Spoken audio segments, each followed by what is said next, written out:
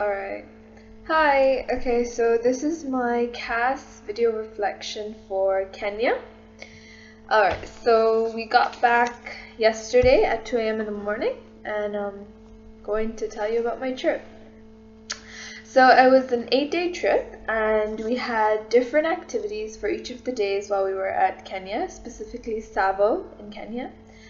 And on each day, we would do something that we haven't really done before, like building water trenches or cementing walls and so on.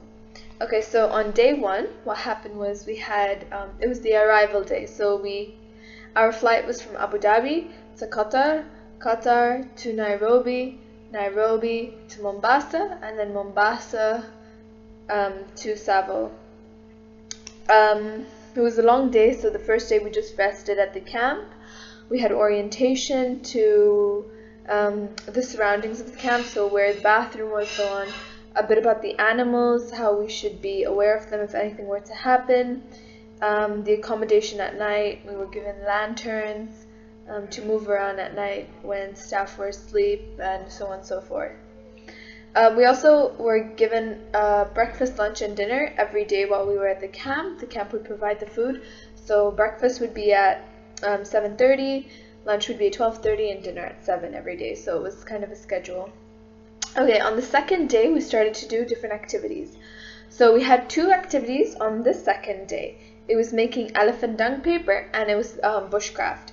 So elephant dung paper, for me, it was my first experience making paper from elephant poop. There were different steps.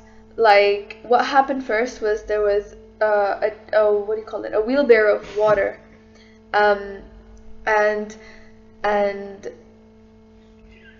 okay, sorry about that. There was a wheelbarrow of water, and what would happen was we would put about a cup of PVA glue in that water to make sure that the water was like when the paper and elephant dung poop were mixed together and put into this water, it would be able to stick together. So the PVA glue was there to combine the pieces together, basically.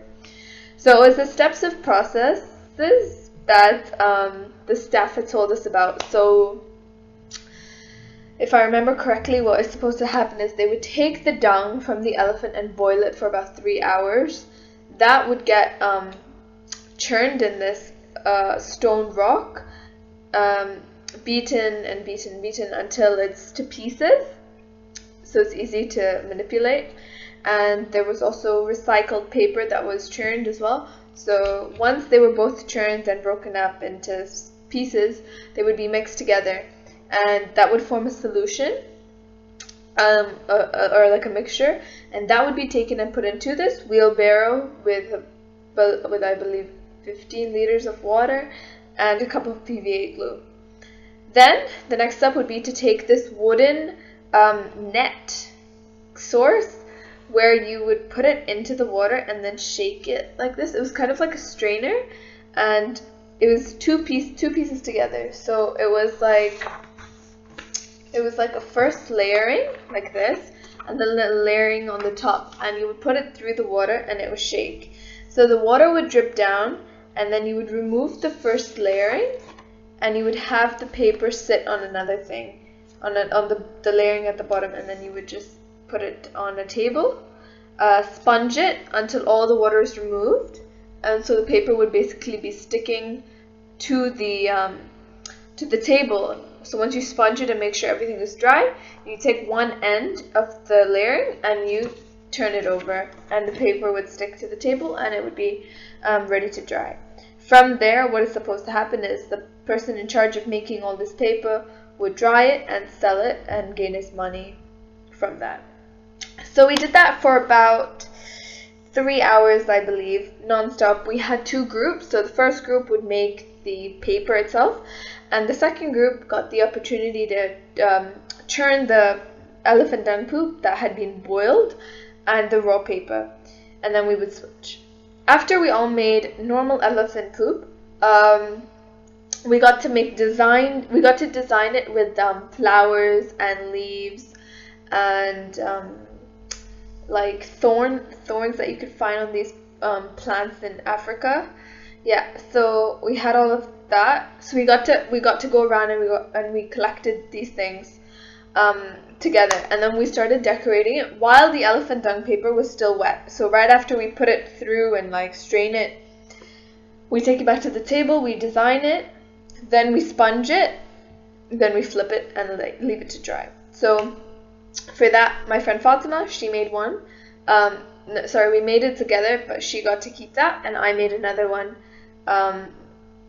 as the opportunity to keep it as a souvenir. So that was really interesting because we got exposed to how these people who don't really have a proper job made a living out of elephant poop to keep their income running in, and so on and so forth. Then after that, after we had lunch at 12:30, so right after the elephant dung paper, we had lunch, and then we headed to a different part of the savannah. It was dry, barren, and quite isolated away from the campsite itself, about 45 minutes away, and we did bushcraft activities. So we were split into group 1, group 2, and group 3.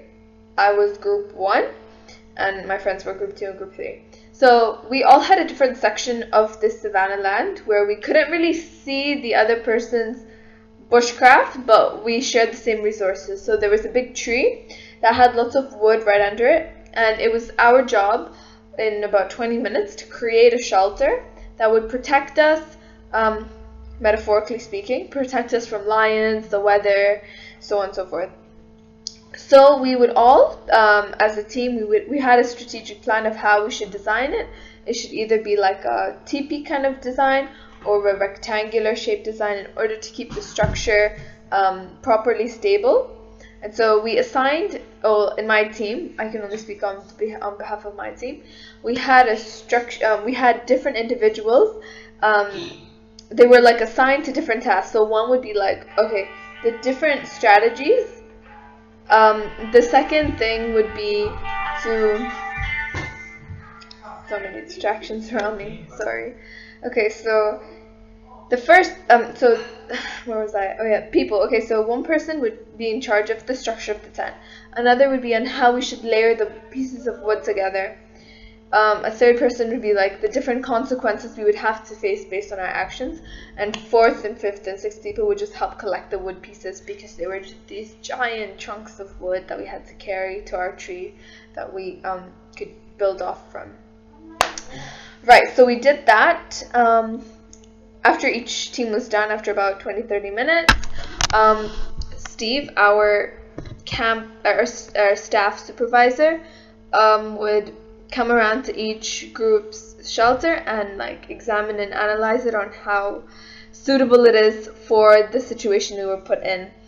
Unfortunately, our team did not get it as we had a few disagreements while building it. It was a bit tough based on the space we were in, but it's fine. We learned how to make a bushcraft shelter anyway. Another group had one, and they had created somewhat of like a cave kind of design.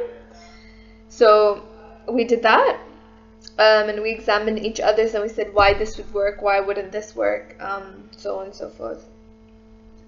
After the bushcraft activity, we did have an archery session and a fire making session. So the archery, personally, it was my first time being a part of, or being learning about archery and how to use a bow and arrow. It is much harder than what it looks like when other people do it. I couldn't even get it off the bow. It was so hard to move the arrow. So I tried trying something new. It didn't quite work out the way I wanted it to, but I did try. And I did move it a bit on my second try at attempting. So it was an experience. So it's fine. And everyone had a go at that. When we were done, the guys took the reins over for about 15 more minutes, and they kept trying to hit the target. Right after everybody was done with that, we all had grabbed a bit of water, and then we did fire making. This was really interesting, actually, because they had these sets. Do you have a stick where you can? It has like a charcoal end, and there was a more like oval shaped, almost like this kind of shape, piece of wood which had 2 holes in the center, and one hole was the charcoal. So when charcoal met charcoal, like, it's very hard to demonstrate, but I grab.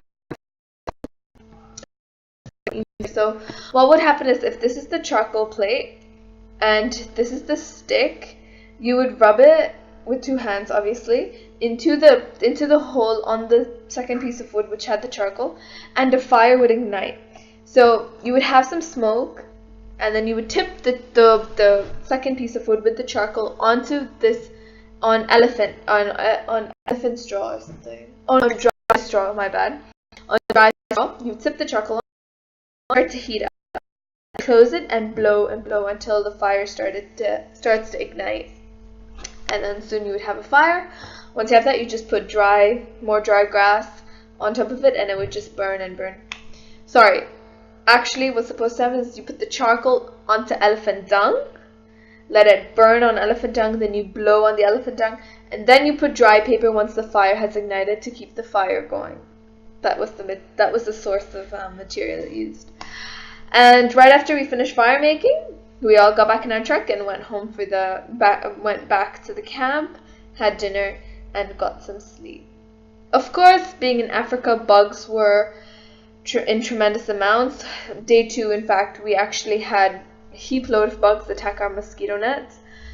Surprisingly, no mosquitoes, but there were crickets, grasshoppers, wasps, and just every little insect you can think of. These huge giant spiders crawling everywhere, and it was so scary being in a living and have that everywhere you look. Also, there was no AC available to us and no light, so we had to manage with lanterns and the timings of the generator when electricity would go on and off. So it was a bit of it was more of a task of survival, which taught us really how to appreciate the things we have here in Abu Dhabi, because living without AC is very difficult. But you get used to it. You adapt to your surroundings, and then it's fine. But of course, coming in day 2, having to deal with that is a bit stressful, since you're not used to it. But you understand the people, you understand how they live, and that's what's important, to actually appreciate what you have, and you learn from what other people don't have. So that was a good experience. Alright, so day 3, we went to the Sasaniya Primary School. Now, this day was Sunday, so there were no school children, but children from the neighborhood came and joined us while we started project work. So once again, we remained in the same groups, group 1, group 2, group 3, and we all had different tasks. Right, so we had the building of desks, water trenches, and building a classroom. So here, on this day, on Sunday, my group took the lead with building desks. So I must say this school was probably the best experience of my life, because I've always wanted to go and meet these Kenyan children. It's always been a dream of mine, and just even interacting with the neighborhood kids who actually do go to the school but came because we were there was just absolutely inspiring. Alright, so back to project work. For making desks, we had long strips of wood, and we had to measure them: 17 inches, 27 inches, 29 inches, and 37 inches. 4 measurements to make this desk for the kids. So at first I measured, and then I sawed. So after you have the measurements, it would be a long plank, so you do 17, 17, or 27, 27, or 29, 29, and so on. Then you saw it. After you saw it, we had a group of people sand the wood. So it was from like rigid and rough that could cut a child. We sanded it so it was soft, and it was like smooth to sit on, and it wouldn't injure children who did sit on this desk, and so on. So we did sand the wood. After we sanded the wood, we put it onto the dry barren sand, and after each wood was sanded, we would all arrange it on the sand based on measurements, so 17, 27, 29, 37, and then I would come with the Kenyan international staff in Ibrahim those pieces. Even though I was also part in measuring and sawing and sanding, my favorite part was hammering and putting it together.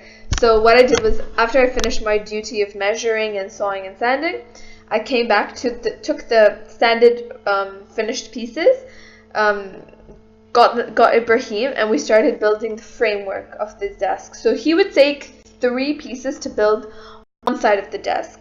It was like a big wood, and then one piece of wood, one piece of wood, and one more. Then he would put it together, and I would hammer the rest. So he would tell me where the pieces would go, and I would hammer from there. So yeah, so I began to hammer. It takes about maybe an hour to make one desk, because you have to wait till all the pieces are sanded, then you can collect it and then hammer. And actually, while I was hammering, this little boy named Roy came up to me. That was the first incident I met him, and he is super fast at hammering. Like, compared to me, he was so much faster, and of course he's used to this because this is, I guess, what they do when they're not at school to help their own school prosper and so on. But I would take like 8 hits to knock that hammer in, and it would be like frustrating. But he would be able to just grab a nail, knock it in 3 times, boom, bang, done. And I was so fascinated by that, because, you know, like, he's like, what, 7 years old, and he's able to do that, and here I am being 16 and never really hammered anything together and built a framework of a desk. So meeting him and talking to him in Swahili was awesome, because I had before going to the school, we actually had a 20-minute Swahili lesson the night before. And Ibrahim, the Swahili teacher, told us these kids don't know how to speak English, so if you want to talk to them at the school tomorrow, you have to have at least the basics of numbers, animals, and so on. So I went and I learned the Jumbo song. I learned numbers, food, animals, just so that I was able to communicate with these children and have a conversation while I was there. And I'm learning a new language, so it was awesome. Just culture, community, you know, experiencing what they experienced. It was absolutely fabulous. So we continued to do that for maybe 7 hours. We always start project work at 9 and end at about 5. So 7-8 hours of work, building desks. It was so much fun, and I really did enjoy that. It was beautiful. And he wasn't the only child that came. We had little girls, babies, but they were obviously spread out, so group 2, group 3 could all, you know, interact with the children in their areas that they were working in. Yeah. So that was also the day we met only the deputy teacher, and honestly, him telling us stories about the school was absolutely heartbreaking. The one story that hit me the most was when he told us about young children, or young girls rather, who've already reached puberty and didn't have the right resources to look after themselves, and he wondered actually how they did look after themselves. And when he went and asked them one day what they used to take care of, like, their periods and so on, they used to say pages in a book and old magazines, and just hearing that was so upsetting. How we take these things for granted and we complain about having cramps and so on, but these young girls, they don't even have the proper resources to gain levels raised, and it was just really, really heartbreaking to listen to that. Yeah. He also told us about kids coming into school every day just fainting because they didn't have anything to eat and they couldn't learn, so they would just collapse. So they started a feeding program, and I'll tell you about the feeding program and another child experience when I get to that. So let me just note it down so I don't forget.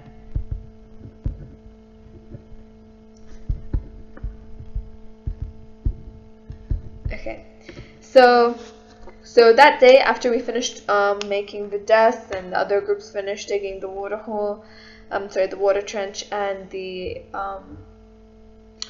cementing of the classroom, we all hopped back in our truck, and we were told that we would revisit the school on Tuesday when the students would come. So it just worked before we came. By luck, we got to meet the neighborhood children, and we were going to return and see them again on Tuesday. And then we had dinner once we got back to the campsite. If I'm not wrong, we had a reflection night, a campfire that night where we reflected about our experience, how we're feeling, and so on by the campfire, which was really interesting to watch what people learned so far through the project work activities. Okay, and then day 4. Day 4 was the Tumaini women's group and the Maasai village. So the women's group, this group was basically just founded by one woman who gathered the rest of the women to make a living for themselves, from vegetation to bracelet making, and all for proceeds to go to them. And they're also being sponsored by Camps International, and we were helping them there with their whole vegetation and so on. So when we went, we got straight into we were introduced where we were from, so because they wanted to know about us, and vice versa. Then we grabbed our hoes and our shovels, and we headed to the vegetation area. There were two rows on where we worked, so we had to dig 2 feet hole deeps. That made no sense. I'm sorry. 2 feet deep holes. Yeah. And it was such a kind of job. I was the one hoeing, so you would just bring the hole down, push the sand out, bring the hole down, push the sand up, and you would collect like a little pile of sand. And then the shovelers would come in and they would shovel what I had hoed to the side. That is honestly a back-breaking job, and I don't know how these women do it every day for hours and hours, because after half an hour I was sweating, it was hot, and I was dying. So that was an experience in itself. And then, we even had a mini experience with the animals and wildlife around us, because as we were digging, we found snake eggs. These lizards would just pop up out of the sand, and it would be actually very freaky, because as you're digging and you just find a lizard just jump out at you, obviously you just freak out. That was an interesting exposure directly from nature to us, so it was quite an experience. Snake eggs just got me freaked out because I have a phobia of snakes, and it wasn't very joyful. Someone conquered my fear because the alley. It was very scary actually, but I did it.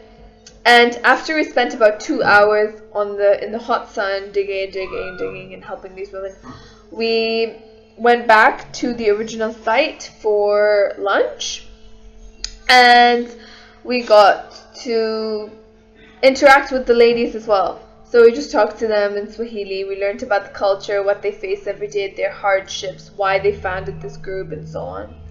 Right after lunch, we went straight into bracelet making. So we did activities they do to keep their income running, and we got to make our own. So this is mine. I don't know if you can see it, but I actually made it.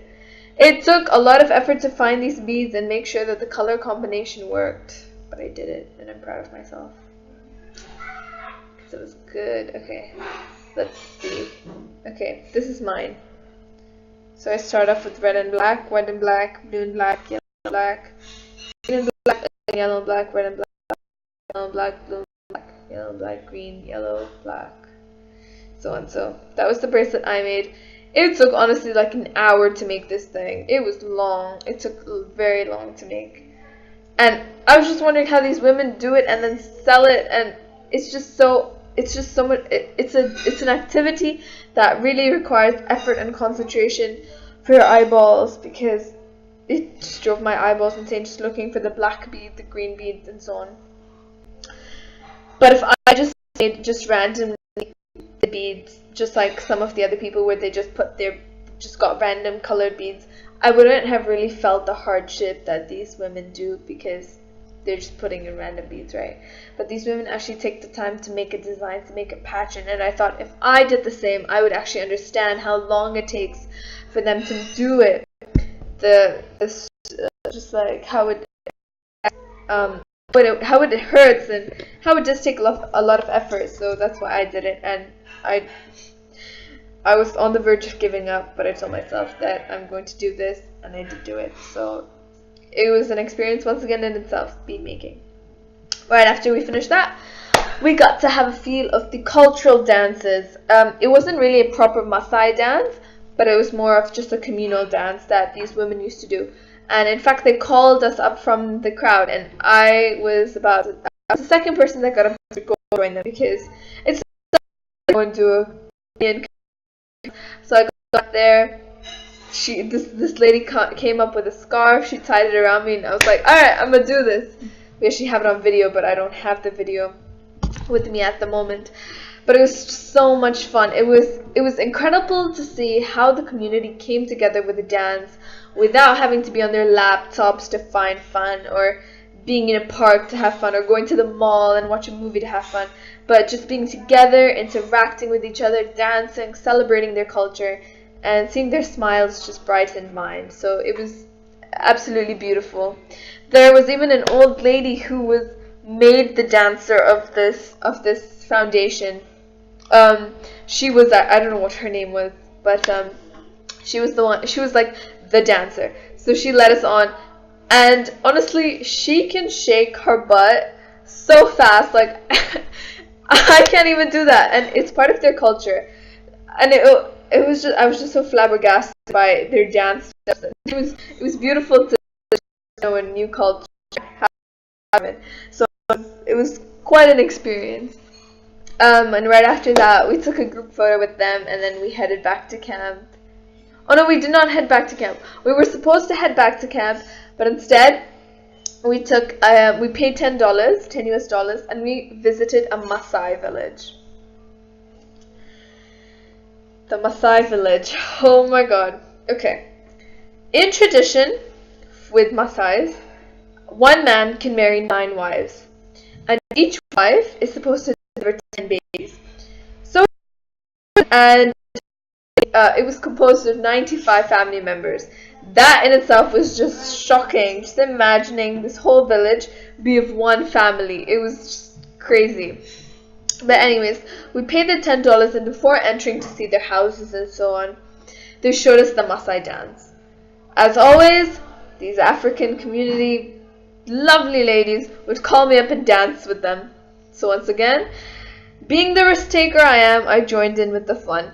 They were just grabbing my hands, and the kids were holding it, and everyone was just grabbing it all at the same time.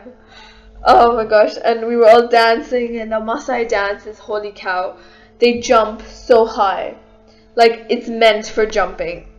You jump and jump and jump, and then you hit the ground hard, and basically they did that while the rest of the men standing behind the person jumping would just like have a stick and rock it back and forth, somewhat like the Arab culture. So I could see the inclination of how these two cultures were integrated together, which was actually quite cool when you think about it. So some of the boys from ASA, they joined in with the whole jumping. I joined the women, and they also had their own type of. They didn't really jump because in this culture, women don't necessarily jump as part of the dance. The men do, but they held children, and they just kind of thing. Which was, but I got a feel of jumping with the men as well, so that was cool. So we did a bit of the Maasai dance and the tradition there, and then we headed straight into the community to see the houses, how these people lived, and so on.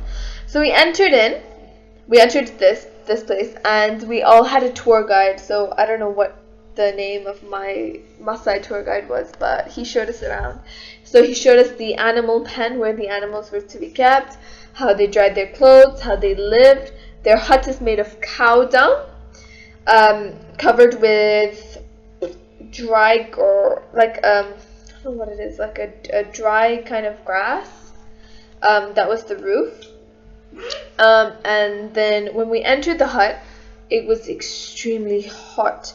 Their beds were rock hard. It was made of straw. That's the one. Their roofs were made of straw as well. So their bed was made of straws, and it was so tight and like claustrophobic, and everything was so dark. There was no light. It was hot, and 7 people stayed in this hut. Oh my god, it's just crazy because my room is the size of that hut that 7 people stay in, even bigger actually. So I don't know how these people do it, but it's just amazing to have the opportunity to go into a Maasai hut and see that. After that, he took us around to show us how a fire was made, much like our bushcraft activity. And interestingly, he asked for my hand in marriage. He liked the experience. He asked me where I'm from, and he was like, as part of my 9 wives, I'm not married. Like, would you like to be my wife? And I was just like, what? You're crazy. 10 minutes later, he's like, do you understand me? And I'm like, you're English? He's like, no, marriage. And I'm like, oh my god, no, I can't. Like, we live in completely different worlds, and like, no. So that was the highlight of my African experience to some extent. Getting a marriage proposal from a Maasai man.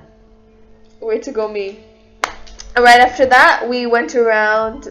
They showed us the souvenirs, the jewelry we could buy, and so on.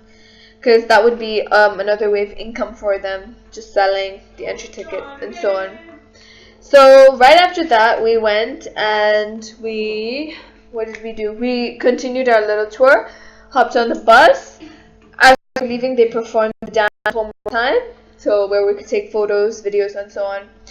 And one more thing, they had a certain type of jewelry. It was very chunky silver jewelry, and that kind of expressed or signified their culture from the rest of like the African community, because you have the Maasais and then you have the proper African tribes and communities. So their jewelry, women wore blue, men wore like red. Men wore red with these long scarves just draped around them, and women had their children in their hands, the blue cloak kind of dress. So it was interesting to get exposed to another aspect of African culture. Can you please close the door for me? Thank you. Okay. So right after that, we hopped on the bus. Was funny. Like being on the bus with all my classmates, loud music. That was also a lot of fun. And we used to do that all the time before our project work, so it used to get our energy pumped up and our levels of happiness, so it was awesome. Okay, so right after the Maasai village, we headed back to camp, had dinner, chilled, showered. Showering was an experience. I basically showered with a spider, a lizard, and a centipede. With no light, cold water that didn't even drip properly. So, you know, it's much... I must say, it's not what I have in Abu Dhabi, but it's much better than how these African people live in. So I had to appreciate that, the fact that I even had the opportunity to shower and not collect water from a well and shower. It was good enough for me. It took 2 days to get used to. I had a breakdown with dealing with very overwhelming, but then after that I managed, and it was perfectly fine. I didn't want to go actually in the end. Alright, so then it was day 5. We made an elephant chili fence. Now, it's more of an elephant deterrent. So these fences were to protect farmers' vegetation. So these fences were maybe like 20 kilometers long. So it would start here, 20 kilometers to like a hill, and then this side 20 kilometers to a hill. And it had strings on them, so pull, string, pull, string, and it continued all the way for like many kilometers. So what we had to do was we had a wheelbarrow filled with old cloth or material, and we had to cut it in strips.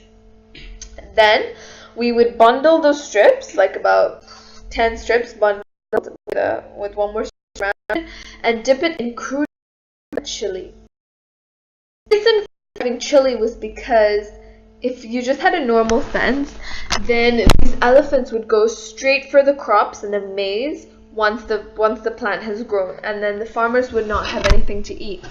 So having the chili in the crude oil would mean that the chili's scent would stay longer and elephants would be able to sniff it, and they don't like the scent of chili, so due to their disliking, they wouldn't go in that direction, and obviously the farmers would continue to have their crops. So we spent, again, about 2-3 hours in the morning doing that. So from 9 to 12 usually was our project work time for the first activity. So we did that. I cut the material, and a boy dipped it in the crude oil and chili, and he gave it to other people to go and hang. So we had to knot it twice on the string itself, so in case wind came, nothing flew here and there, and the farmers' crops would be still protected. Alright, and then I took a turn. After that, I took a turn of going and hanging it. So I took the material strips and I went and hanged it for about 15 minutes. I did like 3 things, so about 6 poles worth of hanging. And all these I have put some of the photos on another reflection, a photo reflection under this activity.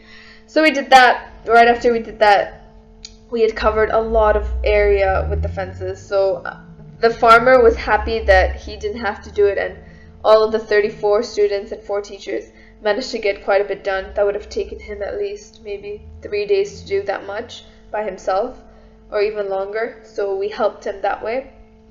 Then we had lunch back at the camp, and we headed off for waterhole maintenance. So once again we went to a barren, isolated area in the Savannah Desert, and we started to dig. The point and the objective of this was to get all the rainwater that was coming in whenever it rained into this whole trench in the ground, and that would flow into a big water trench for the elephants and giraffes and all of that to drink water from. So it would be like an underground sand pipe almost to this big tank where the elephants and animals could drink from. That we didn't have a specific length to dig down, but we just dug and dug and dug and dug. Just being able to save water, because honestly the 2 main objectives throughout our whole project worked was to save water and protection. So water and protection, resources and stuff like that. Right, so after waterhole maintenance, we went back to the camp, had dinner, had a good night's rest for the next day. Alright, so day 6 was the Sesame Primary School. This time the school kids actually came to the school. As our truck came in, they all greeted us. Just heaps of them, bundles and bundles of students. 700 to be exact, from babies to 8th graders, and then they had a high school section. Now, coming back to the feeding program, right? So, like I said, children would just faint. Now, the school to be able to start a feeding program. So we have a kitchen area and staff to make some food and hand it out to the students for lunch so that they're well fed, which is much better since they have the opportunity to get food, which is very scarce for them to receive. And while we were there, a child had got struck with malaria on the spot, and she was spazzing, she was almost paralyzed, had a high fever, and it was shocking. I mean, we were just there for about 10 minutes and there was already a child down. So imagine when we're not around and the amount of children without food just collapsing and dying, and it's just heartbreaking to watch and see. So I'm glad that the government is helping take action to resolve this issue, and I hope that the child is much better now and has the proper hospital care that she should be given. Alright, so while the kids were there, we were back to project work. This time we made a switch. So from desk building, we went into water trenches. From water trenches, we went into whoever that group was went into classroom cementing and laying bricks and all that. And the classroom cementing, people would come back to the bricks. I did the water trench for a while. I was untangling the wires. It was like all tangled up, so I started to untangle it. That is such a tedious job, and it's extremely difficult to do.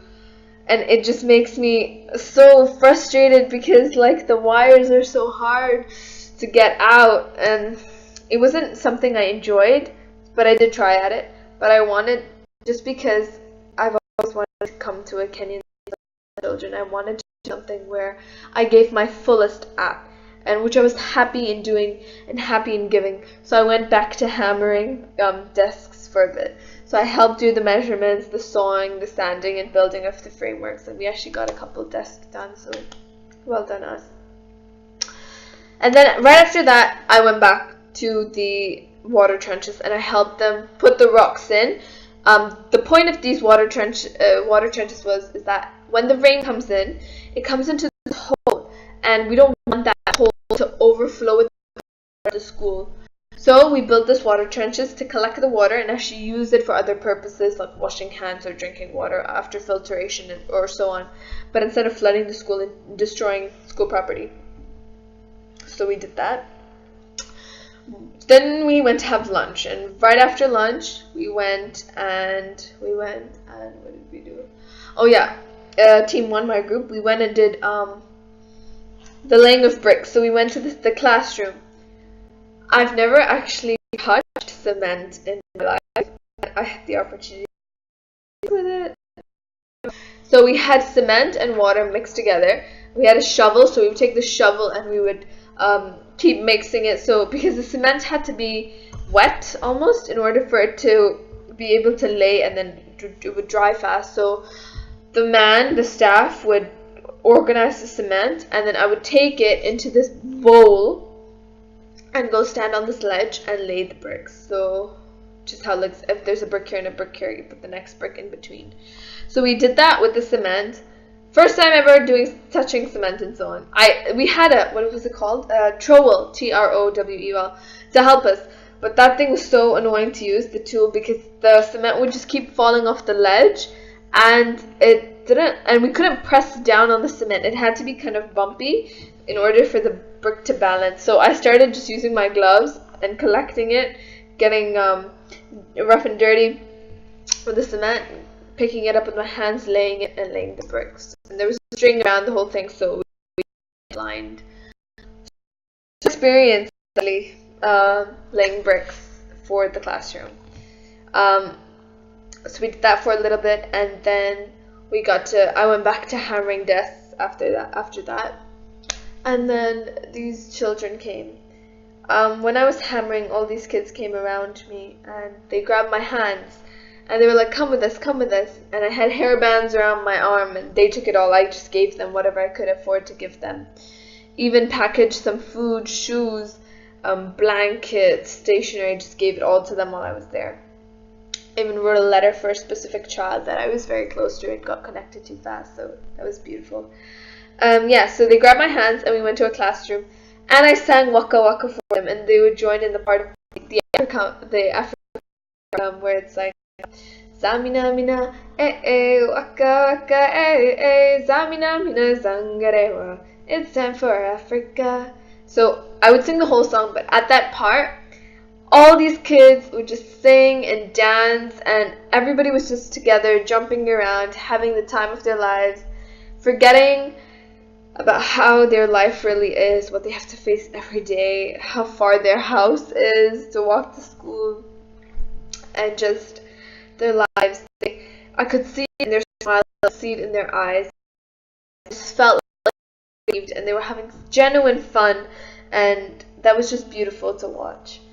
And then and then it was time for their lunch.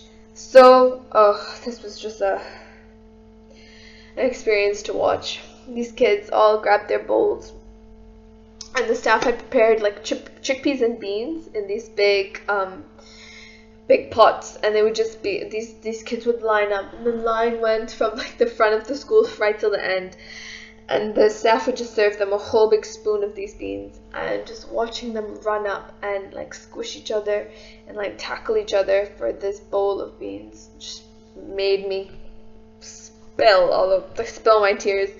It was so heartbreaking to watch, and it was just so sad just how their lives are, the fact that the resources around them are so scarce, and it was just really, it was really touching to see. So right after they had got their food, we were also having lunch, and then continued project work until it was time for us to go. We took a group photo before going. I gave my best friend Roy, who I had met there, a hug, the one with the hammer, the one that helped me hammer. Yeah, I gave him a hug. I communicated and conversed with these children all in Swahili because they didn't have the fundamentals of the basic English language. So everything from hi, how are you was all in Swahili. I even learned the Jambo song, which I could sing at the end of this video reflection if that's cool. But just getting and finding out how they live their lives was just incredible, and you know, it just made me reflect about my life and how I take my education for granted, and how these kids, they walk 7 kilometers to the school, perhaps collapse in the school with no water, and still continue to learn and do their exams and succeed and just earn a living. It just made me realize how I take a lot of things in my life for granted, from my resources to cash to everything. So it was really life-changing and thought-provoking to watch. Right, so after the group photo, we hit back on the bus and headed back to the camp. Had dinner at camp, reflected around the campfire, and went to bed. Then day 7 was the safari. So project work ended with the school, and the safari was just a chillax day where we got to experience the wildlife that was present in Africa. In fact, our truck got stuck about 2 times, and being in the middle of nowhere with like lions and elephants around us was pretty intense, but being with friends and just enjoying the moment in Kenya was just awesome. So it was a great trip overall. Right, so we woke up at 6 o'clock for the safari, and we went out from 6 to 9. I saw zebras, water hogs, leopards, no lions, unfortunately, giraffes, birds, and rare animals. Was it a buffalo? No rhinos, and animals like this that would just appear out of nowhere. They would just be walking along our path, and we'd be like, "Oh, that's a giraffe! What? It's so close!" And it was so cool. Like, we don't really just wait for a giraffe in front of us, so we got some great photos of that. And then at 9:30 we headed back to the camp to have breakfast. Right after breakfast we went back to a souvenir shop somewhere different. I actually got a couple of paintings for myself, for proper Kenyan paintings, even by a Kenyan artist, and they ripped us off completely. Like, a painting would be $40 US, which is, I don't know, but 120, 160 dirhams. And then it was the experience of haggling with them. Like, I understand that this is the only way they get an income, but come on, like, I brought it down at least from $40 to $17 for 2 paintings. So that was an achievement. I got a painting for $5 US and another painting for 10. I tried my best without having parents around and trying to bargain. Was quite hard because they were like, no, we need this, this is our only source of food, and like, you're tourists and all of this. So dealing with that and dealing with something that I wanted, it clashed with, from ethical implications to global importance of like poverty and so on, so relating it back to IB and its objectives. So that was an experience. So I got my souvenirs, and then we headed back to the camp and continued our safari until about 6 o'clock at night, until it was for dinner at 7. Kenya, closer to the evening with the sunset, is just absolutely beautiful.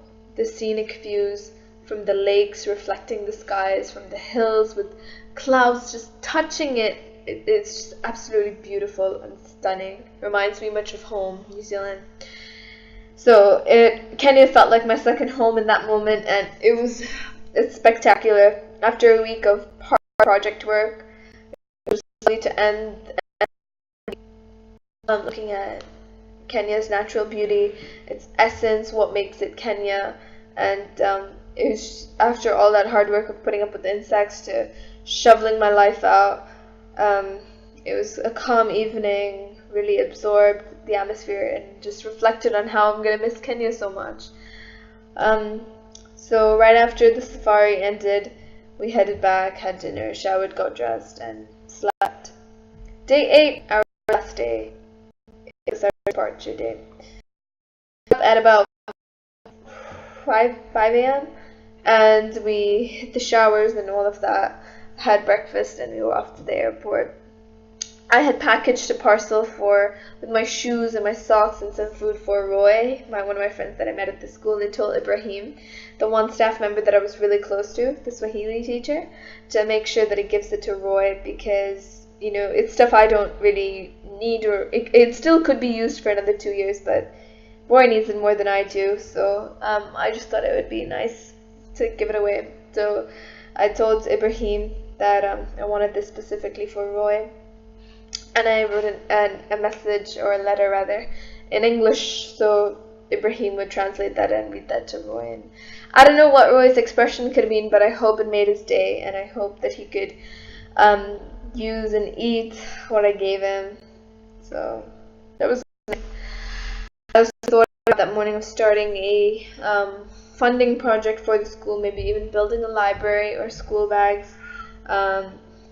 That could help the school in some way, because the school, out of all the project activities, being with the children, it's just my favorite part of my Kenyan adventure.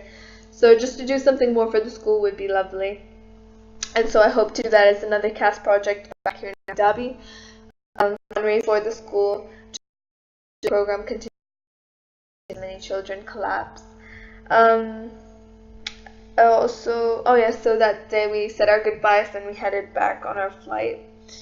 From Tsavo we drove 3 hours to Mombasa to Nairobi to Doha, and Doha to Abu Dhabi again. And that was it for our Kenyan trip. So overall, unbelievable, like how much I learned. First of all, how I take my education for granted, looking at the children come to school every day without fail.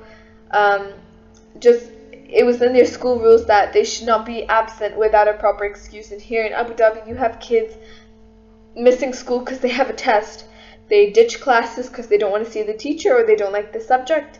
And, just looking at how these children are motivated to learn, to succeed, to earn a living was just absolutely incredible to watch.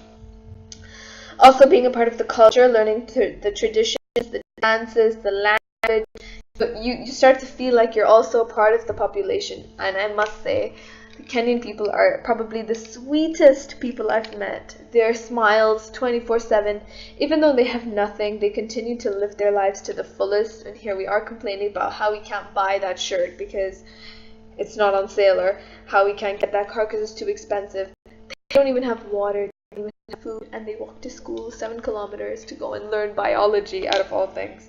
So their motivation, their determination, even people, the old ladies making bracelets, earning money, plowing land with cows, just seeing it with my own eyes through the lens, absolutely mind-blowing. It was such a great trip. I'm so thankful that my parents let me go on it. It was an opportunity that I probably may never revisit again. So it was nice to also have my friends around me, the interaction with them, doing things I love, doing things they love, all together with the Kenyan community was absolutely fantastic. It's a trip I will never forget, nor do I ever will or never ever will regret. It was absolutely amazing.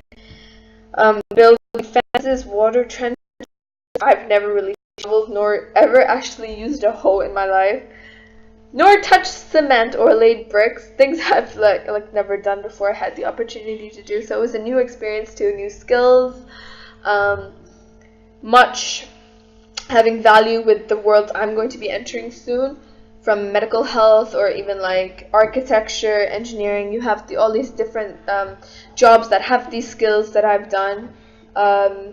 It was really cool to be able to learn new things there and trained by the people staff who were genuinely happy to teach and train us, even though we could be complaining about the heat or not wanting to carry the shovel up the hill. The amount that they put up with us throughout the trip was really nice. Of it. Reflection, it's 1 hour. It was just a fabulous, fabulous, fabulous adventure. Beautiful people, beautiful community. You know, it's probably the best trip of my life. Having it with friends. I really miss the school. Having him. It was such a great trip, and I'm really glad that I had the opportunity to be a part of it. So thank you, and that is my cast reflection for Kenya.